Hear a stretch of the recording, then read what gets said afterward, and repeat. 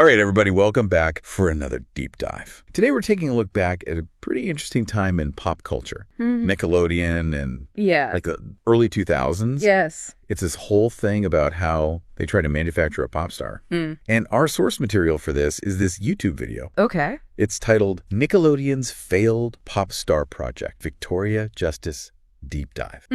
Interesting. And yeah, I mean, right off the bat, failed. Right. Makes you kind of like, ooh, what happened? Exactly. So yeah, we're going to get into all that. We're going to figure out, like, did they really try to like engineer this whole pop star thing? Was Victoria Justice really like their chosen one? Yeah. And ultimately like, why didn't it work? So let's get into it. I think this is a really interesting topic because it kind of speaks to a larger trend. Okay. And this is something that I find fascinating. If you think back to the early 2000s, Yes. this was peak teen pop, right? Totally. Britney Spears, Yeah. Christina Aguilera, like everywhere you looked, there was another teen pop star.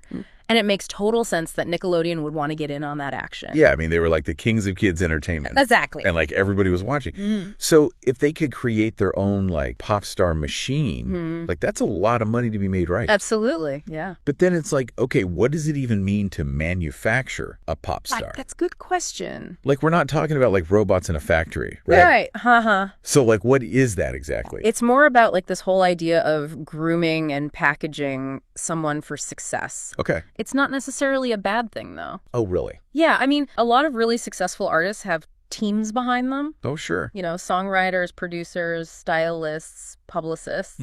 But the key, I think, is whether or not the artist's own talent and their authenticity can kind of shine through all of that. Okay, so it's kind of like the difference between being like completely fabricated versus being like supported and developed. Right, exactly. Okay, so let's talk about Victoria Justice then. Okay. Because I think a lot of our listeners probably know her best from her Nickelodeon shows, Yeah, for sure. like Zoe 101 and Victorious. But like, what's the evidence that she was like specifically chosen for this whole pop star project? Well, the YouTube video that we're looking at, Yeah. it kind of lays out this timeline Okay. of her career and like how it really aligns with this idea of like a manufactured pop star. So like, what specifically are we talking about here? Well, first of all, she got her start on Nickelodeon shows when she was really young, Right. which basically gave her this built-in fan base of millions of kids. Yeah, like they already knew her and loved her from those shows. Exactly. So they were like primed to be fans of her music too.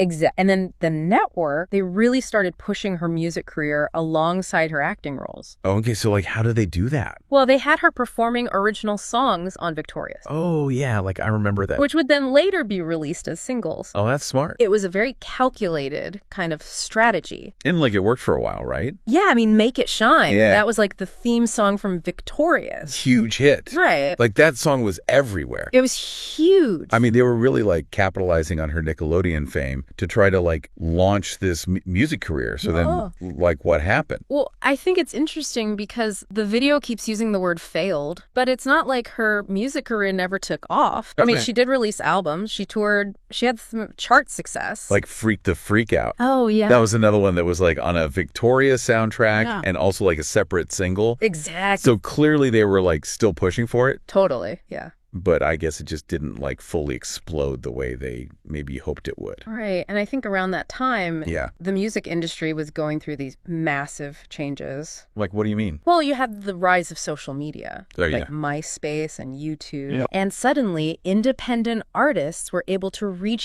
huge audiences without even needing a record label. So it was like a lot harder for these like big companies to control everything. Exactly. Yeah. Like it used to be like you needed a record deal to even have a chance.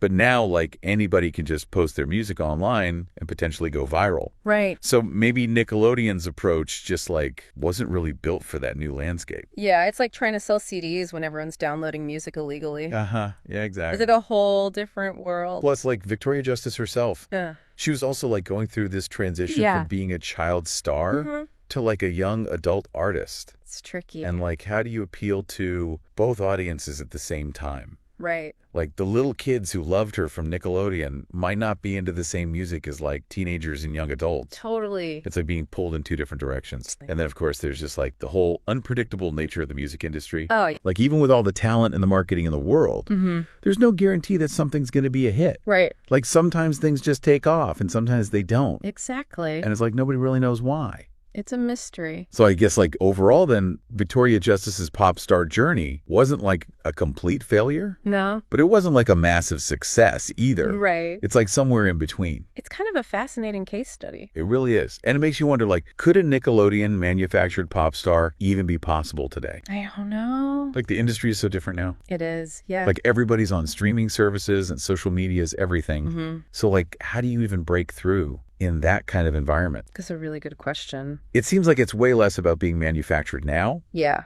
And way more about like authenticity and connecting with fans directly. And that's like a whole different ballgame. It really is. Something to think about. Yeah, for sure. All right. Well, that's going to do it for this deep dive. Thanks for joining us. And we'll see you next time for another deep dive into something interesting. Sounds good.